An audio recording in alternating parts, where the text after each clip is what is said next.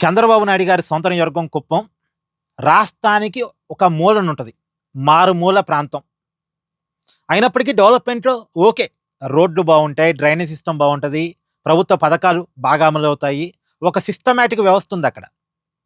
ఆ తర్వాత అక్కడ ఇళ్ళ సమస్య గూడా లేదు. పేదలందరికీ ఇల్లు కట్టించారు. అంతా ఓకే. ఒక స్థాయి జీవన విధానం వరకు ఓకే.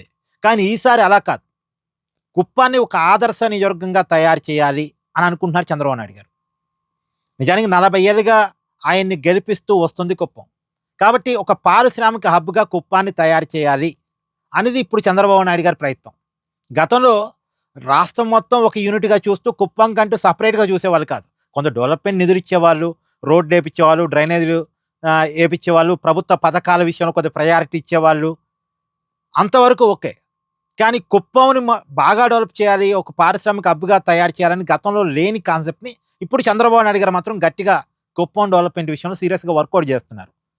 3 రోజుల పాటు కుప్పంలోనే గడిపి 9,300 రూపాయల ప్రాజెక్ట్‌కి శంకుస్థాపన చేసి, ఇవన్నీ కూడా రియాలిటీలోకొస్తే 80,000 మందికి డైరెక్ట్‌గా, ఇండైరెక్ట్‌గా ఉద్యోగాలొస్తాయట. డైరెక్ట్‌గా, ఇండైరెక్ట్‌గా ఉద్యోగాలొస్తాయట.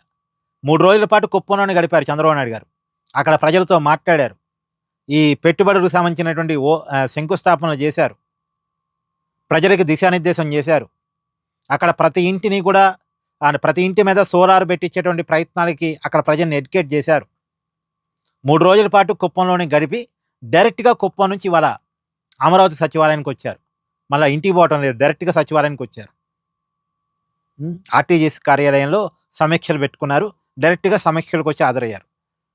అంటే ఈ మధ్య చంద్రబాబు నాయుడు గారు పబ్లిక్‌లో ఎక్కువ గడపడానికి ట్రై చేస్తున్నారు. గతానికి ఇప్పటికి చంద్రబాబు నాయుడు గారిలో వచ్చిన మార్పు ఏందంటే ఎక్కువగా పబ్లిక్‌లో గడుపుతున్నారు. నిజానికి ఇదొక మంచి పరిణామం.